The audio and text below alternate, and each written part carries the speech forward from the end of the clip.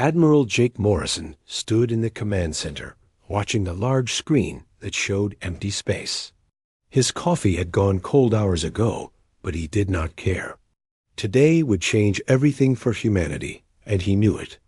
The morning had started like any other day until the sensors picked up something massive approaching Earth.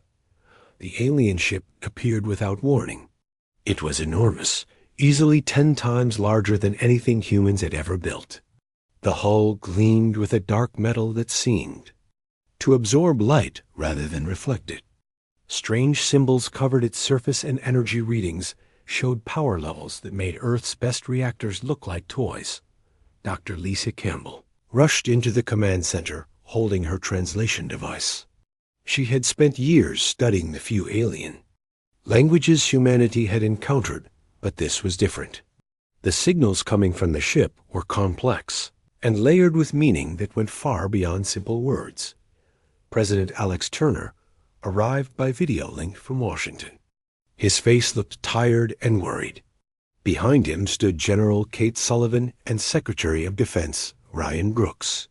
The entire leadership of Earth was watching and waiting to see what these aliens wanted. The alien transmission began suddenly. The main screen filled with the image of a creature that made everyone in the room step back. It stood nearly 8 feet tall with gray skin that looked like stone. 4 arms extended from its broad shoulders, and its head was elongated with large black eyes that seemed to look right through the camera. When it spoke, its voice was deep and echoed strangely. Dr. Campbell worked frantically with her equipment, trying to translate the alien words. After several minutes, she looked up with a pale face. The creature was Ambassador Zektar of the Galactic Council, and his message was simple and terrifying.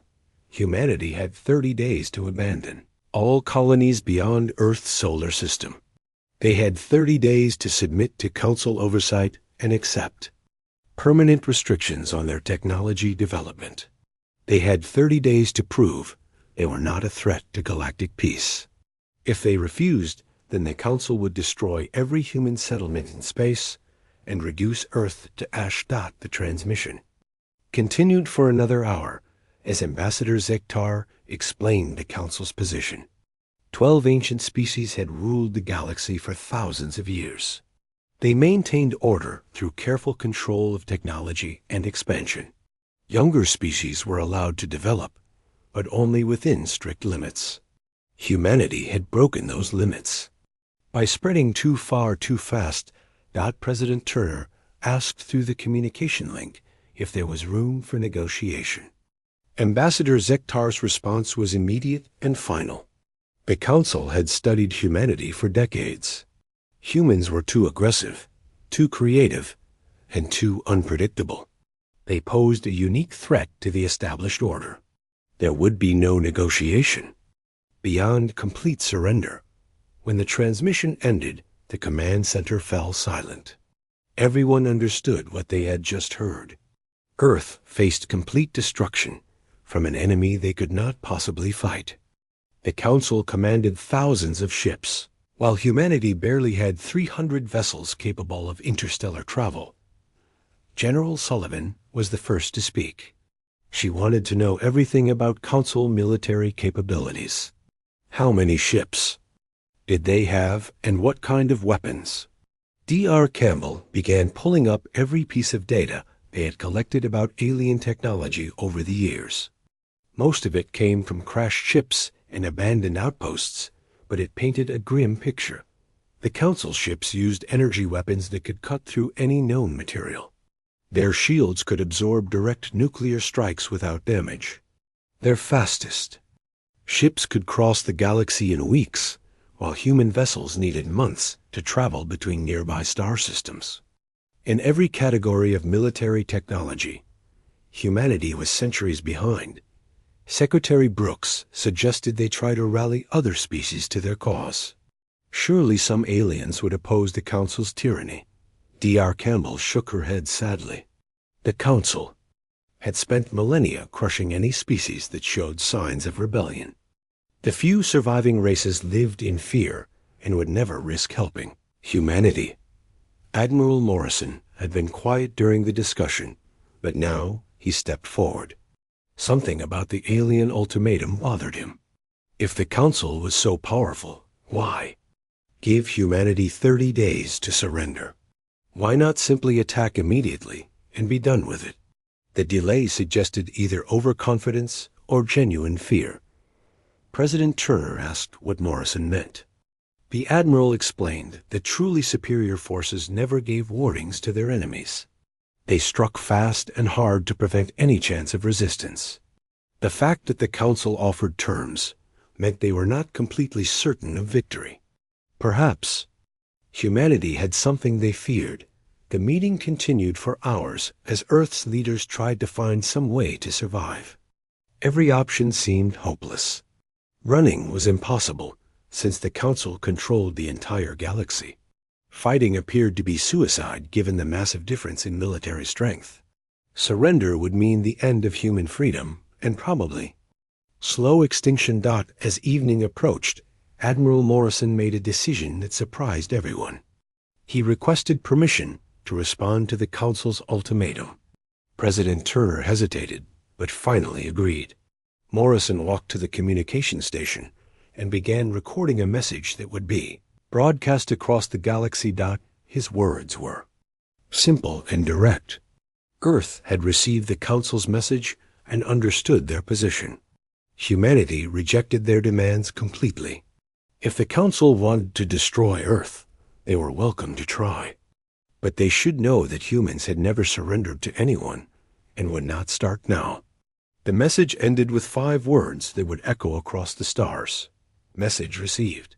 Prepare for war. The transmission sent shockwaves through the command center. General Sullivan demanded to know if Morrison had lost his mind. They had no chance against the Council fleet. Morrison smiled grimly and explained his reasoning. Fear was the only weapon humanity possessed that the Council respected. If they showed weakness, the aliens would have no reason to hesitate. But if they displayed absolute defiance, it might buy time to find some advantage. Dr. Campbell looked at her translation equipment and noticed something strange. The alien transmissions contained subtle frequencies that suggested emotion beneath. The formal language. Ambassador Zektar had been afraid during his speech. The Council feared something about humanity that they did not fully understand. President Turner authorized a complete mobilization of Earth's military forces. Every ship would be recalled to defend the home system. Every factory would be converted to military production. Humanity would face the coming war with everything they possessed, even if it was not nearly enough. As the emergency session ended, Admiral Morrison stood alone in the command center looking at the stars. Somewhere out there, the most powerful military force in the galaxy was preparing to destroy his species. In 30 days, they would discover what humans were truly capable of when facing extinction. He hoped it would be enough. Dr. Ben Harris had not slept in 3 days. His laboratory at the Mars Research Station buzzed with activity as teams of scientists worked around the clock to understand why the Galactic Council feared humanity. Coffee cups and food containers covered every surface, while holographic displays showed alien communication patterns and energy signatures. Dr. Amy Rodriguez burst through the laboratory doors, carrying a datapad that trembled in her excited hands. She had been analyzing the archaeological discoveries from the ancient ruins found beneath the Martian polar ice caps. The ruins were old, perhaps 10,000 years, but the technology inside was far more advanced than anything humans had developed. Symbols carved into the Martian ruins matched patterns found in the Council's transmissions. Rodriguez had spent weeks comparing the 2 sets of markings and found something incredible. The ancient builders of the Martian ruins had used the same mathematical principles that appeared in Council technology. But there were differences that suggested the Mars builders had actually been more advanced. Harris studied the data with growing excitement. If an ancient civilization had once challenged the Council and survived long enough to build settlements on Mars, then perhaps humanity was not as helpless as everyone believed. He called Admiral Morrison immediately to report the discovery. Captain Nick Peterson received orders to investigate a derelict spacecraft floating in the asteroid belt between Mars and Jupiter. The ship had been detected years ago, but dismissed as space debris. Now, with the new information from Mars, it deserved closer examination. Peterson took his ship, the UES Defiance, to intercept the ancient vessel. The derelict was massive and clearly not human in origin. Its hull showed signs of battle damage from weapons that had melted through metal plating several feet thick. Peterson led a small team aboard, wearing full environmental suits. The interior was dark and filled with strange equipment that had been dead for millennia. In the ship's command center, Peterson found something that made his heart race. A crystalline structure about the size of his fist pulsed with faint light when he approached. As soon as he touched it, the crystal flared bright and filled the room with holographic images. The ship's artificial intelligence system was still partially functional after thousands of years. The AI spoke in a language that Peterson's translator struggled to understand. But gradually patterns emerged and meanings became clear. The ship belonged to a race called the Terran Precursors, who had fought the Galactic Council to a standstill before mysteriously vanishing from known space. The AI recognized Peterson's DNA patterns as being nearly identical to its former masters. Back on Earth intelligence, Officer Lara Mitchell intercepted alien communications that revealed the Council's true fears. Hidden in their coded transmissions was reference to something called the catalyst gene. This genetic marker appeared in less than 1% of most galactic species, but was present in nearly 70% of all humans tested. Mitchell brought her findings to Dr. Campbell, who had been studying alien biology since the first contact. Campbell explained that the catalyst gene seemed to grant an instinctive understanding of quantum mechanics that allowed for breakthrough insights in technology development. Humans with this gene could look at a problem and see solutions that others missed completely. The precursor AI downloaded massive amounts of information into Peterson's ship computers before its power finally failed. The data included star charts showing hidden caches of technology scattered throughout the solar system. More importantly, it contained a warning that chilled Peterson to his core. The Galactic Council had destroyed 17 different civilizations that possessed significant numbers of individuals with the catalyst gene. Humanity was intended to be the 18th. Dr. Harris assembled a team to search for the first technology cache located on Europa, one of Jupiter's moons. The team included Rodriguez and several other specialists who had been studying the Martian ruins. They took a fast courier ship and reached Europa in record time. The cache was buried beneath 2 miles of ice, but the precursor technology made retrieval surprisingly easy. Energy beams that required no external power source cut through the ice like it was paper. Inside the hidden facility, they found weapons, ships, and manufacturing equipment that was centuries ahead of anything Earth possessed. The most incredible discovery was a series of automated factories that could construct advanced spacecraft in a matter of days rather than months. The factories seemed designed specifically for human operation, as if the precursors had intended their descendants to find and use this technology. Every control interface adapted automatically to human thought patterns and reflexes. Admiral Morrison received reports from all the research teams and began to understand the full scope of what they had discovered. Humanity was not facing the Council alone. They were the inheritors of an ancient civilization that had once fought these same enemies. The precursors had not been destroyed, but had gone into hiding after leaving behind everything their descendants would need to continue the fight. Dr. Campbell made another disturbing discovery while analyzing Council communications. The aliens were not just afraid of human technology development. They feared human unpredictability in combat situations. Council military doctrine was based on mathematical models that assumed rational behavior from their enemies. Humans with the catalyst gene operated on quantum intuition that made their actions impossible to predict or counter. Turner called an emergency meeting of Earth's leadership to discuss the implications of these discoveries. The room was filled with excitement and hope for the first time since the Council's ultimatum. Humanity was not defenseless after all.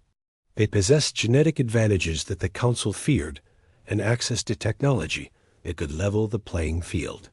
General Sullivan wanted to know how quickly they could build a fleet using precursor technology.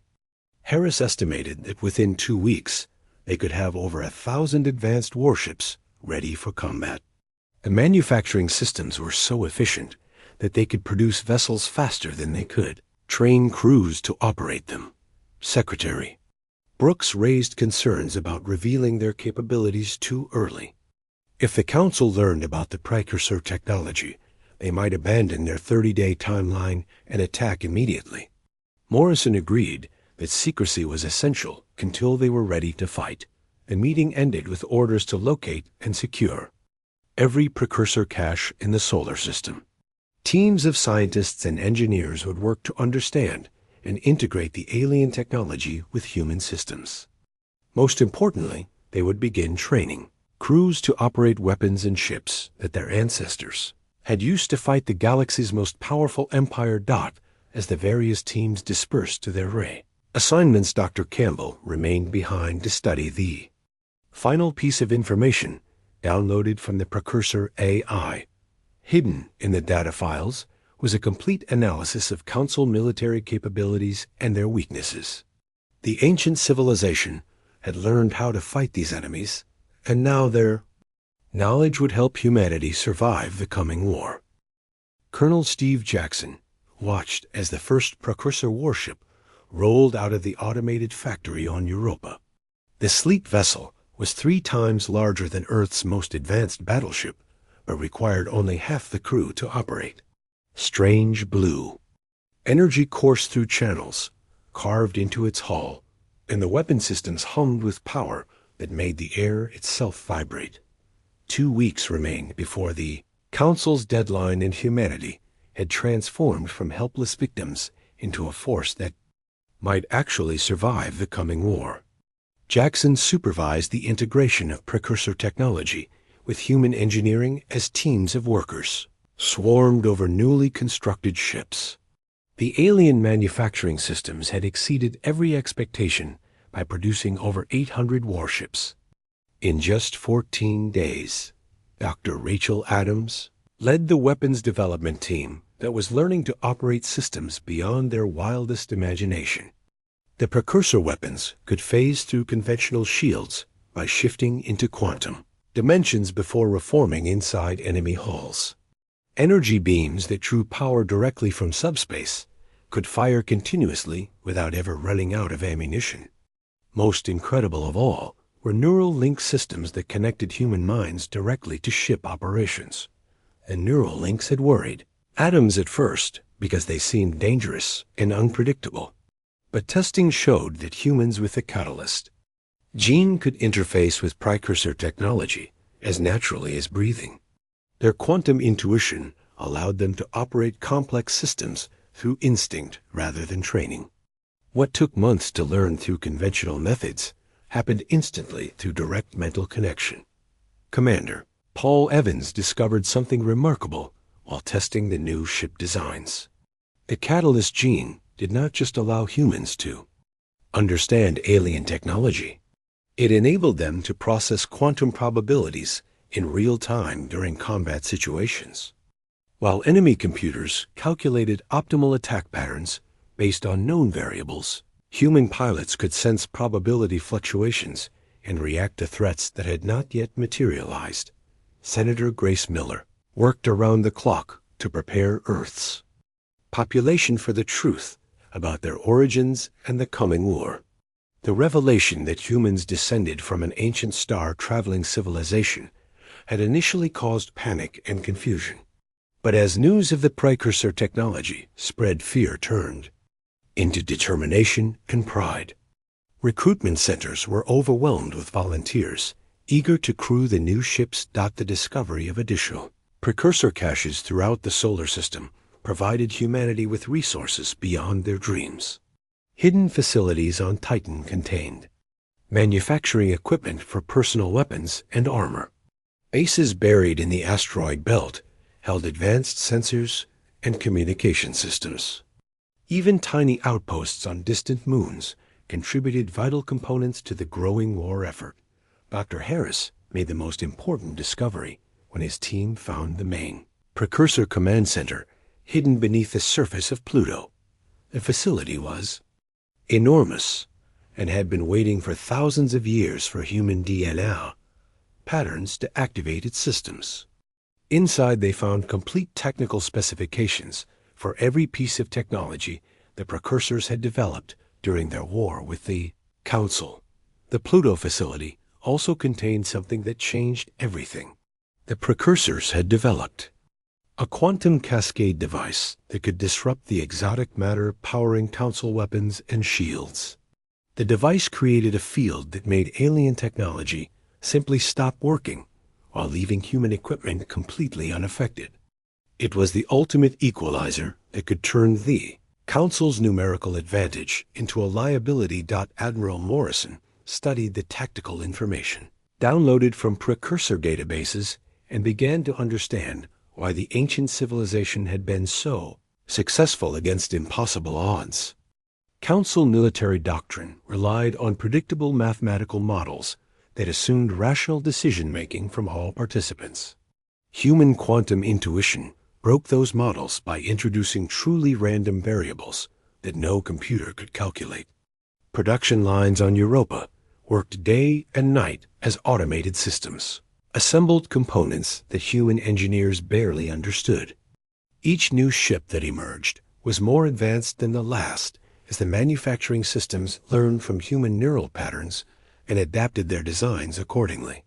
By the end of the second week, humanity possessed over 2,000 warships that individually outclassed anything in the Council fleet. Captain Joe Wilson took command of the first fully operational precursor battleship and ran it through combat trials in the outer asteroid belt. The ship responded to his thoughts as if it were an extension of his own body. Weapons fired the instant he imagined targets, and the vessel moved through space with grace that defied physics. Most importantly, the quantum cascade device worked exactly as advertised by shutting down simulated Council technology in seconds. President Turner received daily reports on the mobilization effort and marveled at what humanity had accomplished in such a short time. Earth's entire industrial capacity had shifted to support the war effort. Civilian factories produced components for precursor systems, while military shipyards assembled the final products. Every person on the planet contributed something too. The preparations.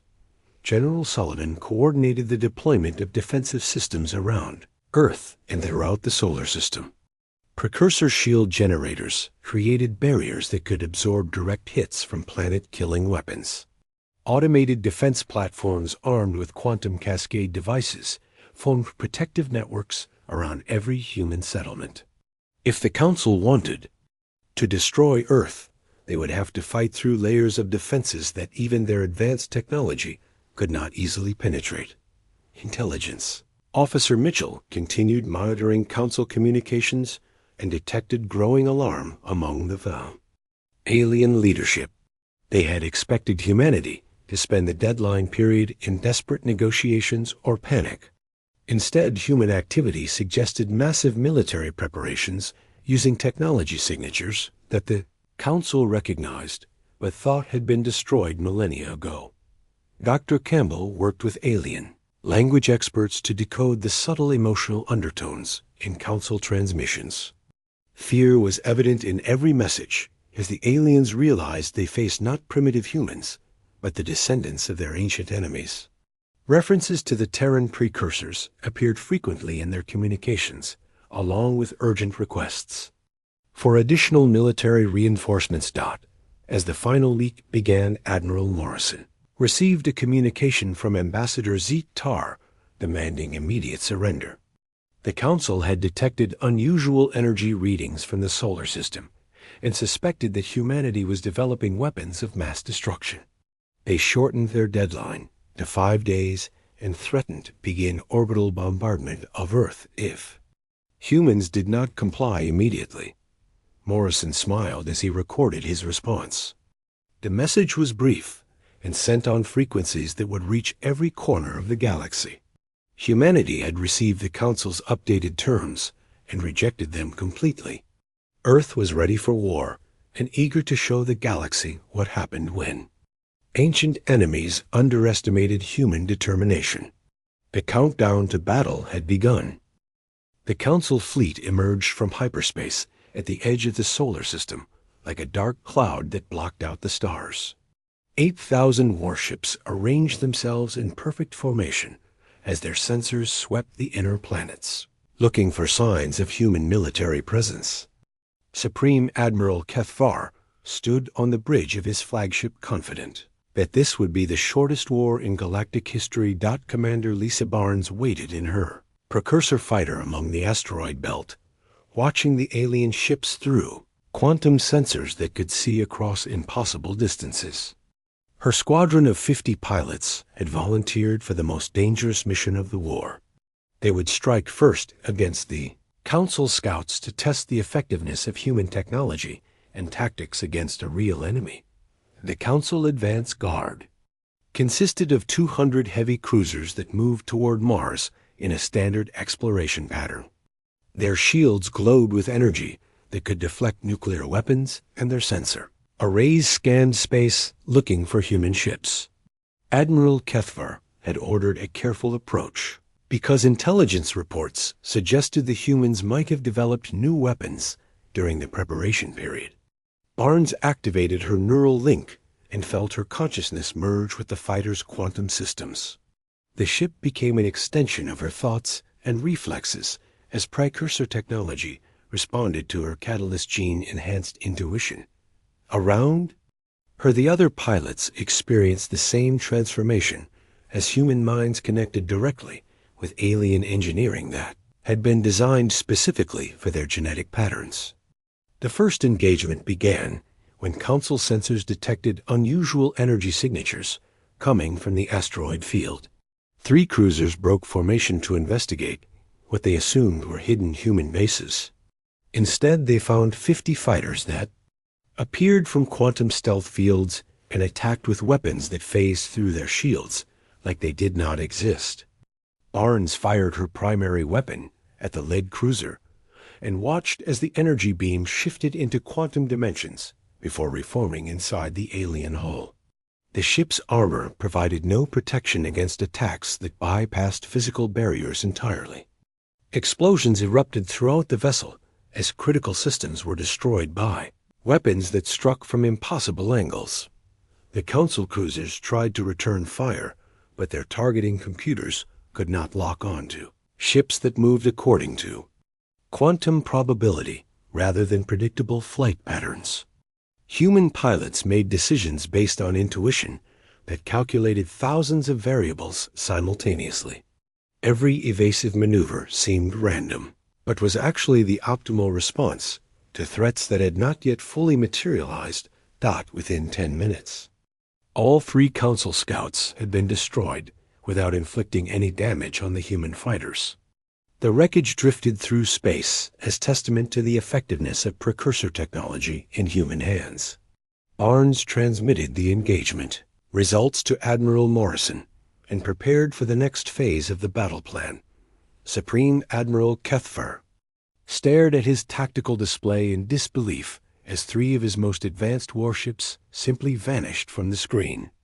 The energy signatures from the human weapons matched patterns in Council databases that were supposed to belong to extinct civilizations. He ordered immediate deployment of his main battle groups while calling for reinforcements from the core worlds. Captain Joe Wilson commanded a strike force of 200 precursor battleships that emerged from quantum stealth at the edge of the Council formation. His ships had been waiting in subspace for the perfect moment to attack the alien fleet's vulnerable flanks. The element of surprise was complete, as Council sensors had no way to detect vessels that existed partially outside normal spacetime. The quantum cascade devices, activated simultaneously across Wilson's entire fleet, creating fields that disrupted exotic matter throughout a vast area of space. Council ships found their weapons and shields failing without warning, as the fundamental forces that powered their technology simply stopped working. Panic spread through the alien fleet as systems that had never failed began shutting down across hundreds of vessels. Wilson's battleships opened fire with every weapon they possessed, while the Council ships struggled to restore their disabled systems. Precursor weapons tore through alien hulls that had been designed to withstand the most powerful attacks known to galactic science. The advanced armor and energy shields that made Council ships nearly invulnerable proved useless against technology that operated on quantum principles. On Earth, General Sullivan monitored the battle through quantum communication links that provided real-time updates from the combat zone. The sight of human ships not only surviving, but winning against overwhelming odds, sent waves of excitement through the command center. Every person watching understood they were witnessing the most important military engagement in human history. The Council fleet tried to adapt to the new threat by changing formation and concentrating their remaining functional ships against specific human targets. But their tactical computers had been programmed to fight predictable enemies who followed mathematical models of combat behavior. Human pilots operating through neural links made decisions that no algorithm could anticipate or counter.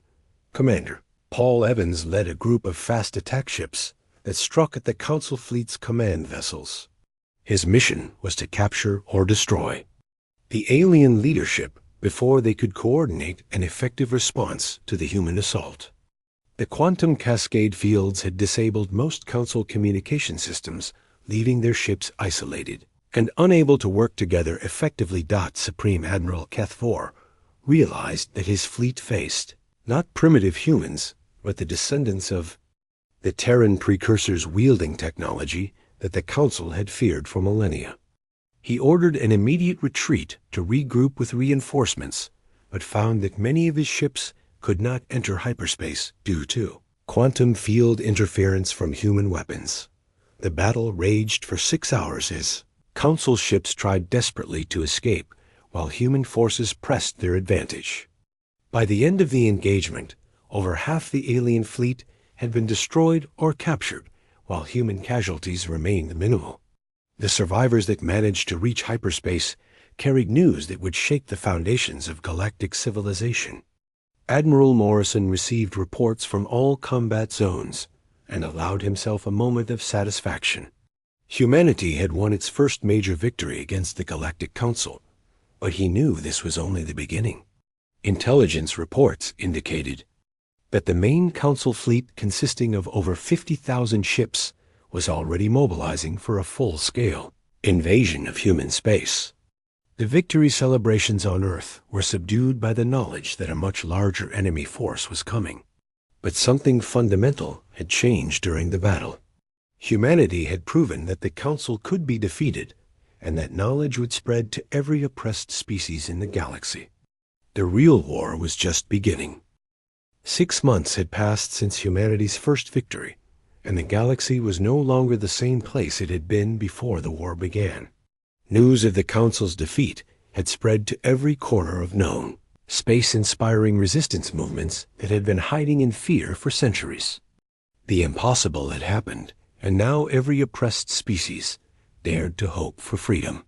Ambassador Tony Clark established Earth's first diplomatic contact with the Zeltharian resistance through encrypted quantum communications that the Council could not intercept.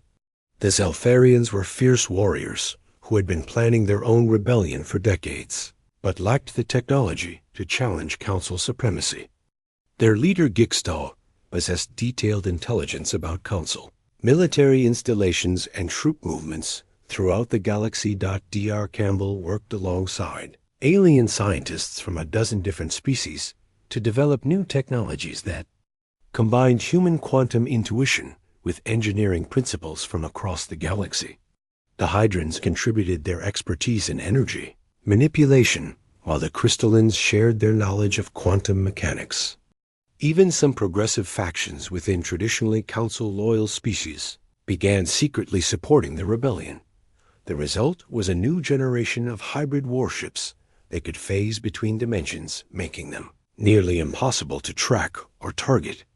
Human crews operating through neural links-controlled vessels that incorporated the best technologies from every rebel species. These ships could appear anywhere in the galaxy, without warning and strike, before disappearing back into quantum space.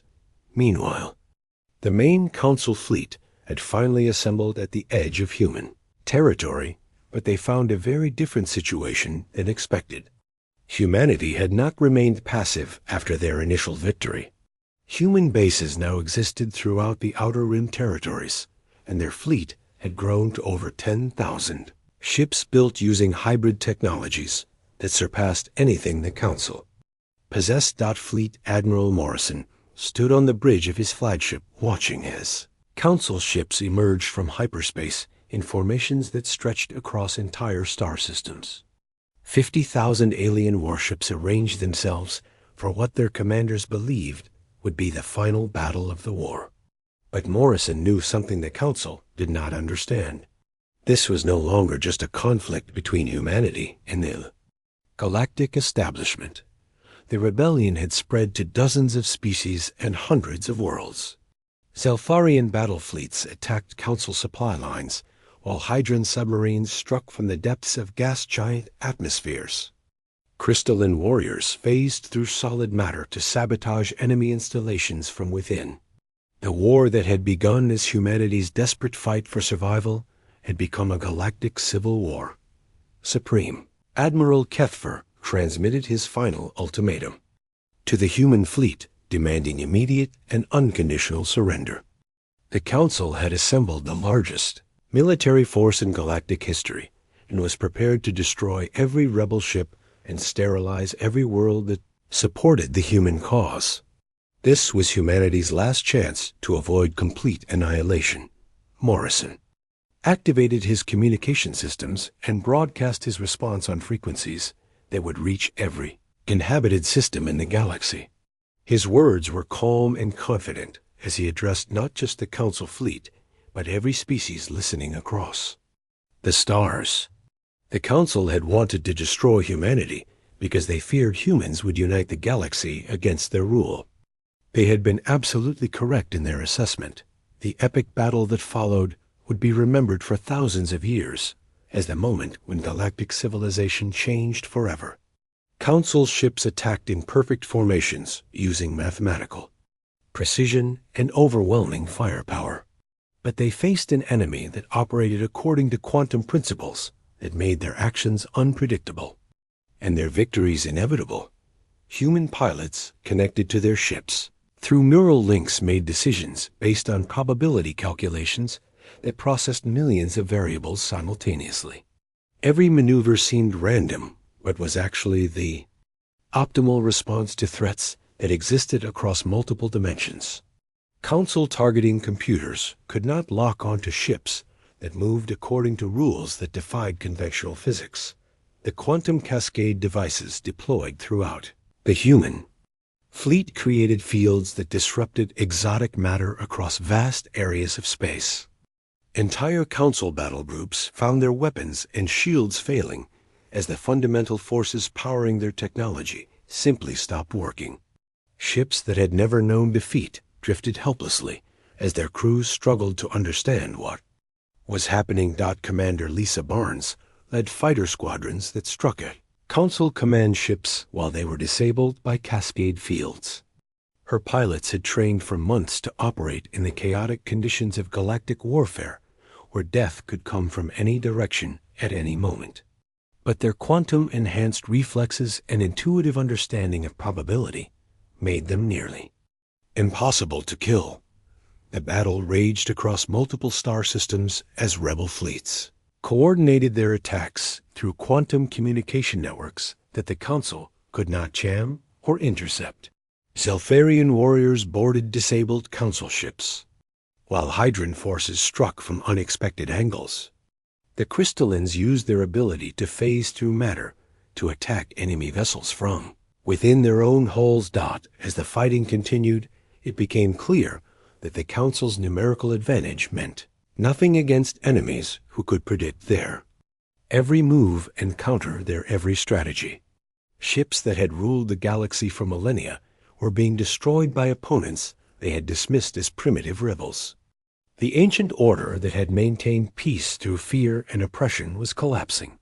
Supreme Admiral Kethfor watched his fleet being systematically destroyed and finally understood the truth that his species had refused to accept.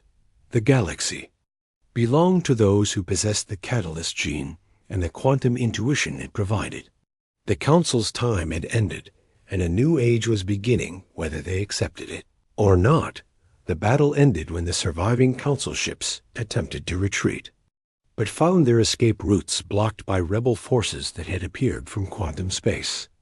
Those aliens who surrendered were treated with dignity and allowed to return home. But the message was clear to every species in the galaxy. The age of Council dominance was over. Morrison stood among the wreckage of the enemy fleet and broadcast one final message to the galaxy. This had never been about human conquest or revenge. It was about freedom for every species and every world that had lived under Council oppression. The rebels offered peace to any who would accept it and continued resistance to any who would not. In the months that followed, a new galactic government formed based on cooperation rather than domination. Species that had been enemies for centuries learned to work together, guided by human quantum intuition and alien wisdom. The galaxy had been liberated, not through conquest, but through the simple recognition that all intelligent life deserved freedom. The war was over, but the real work of Vaz, building a better galaxy, was just beginning.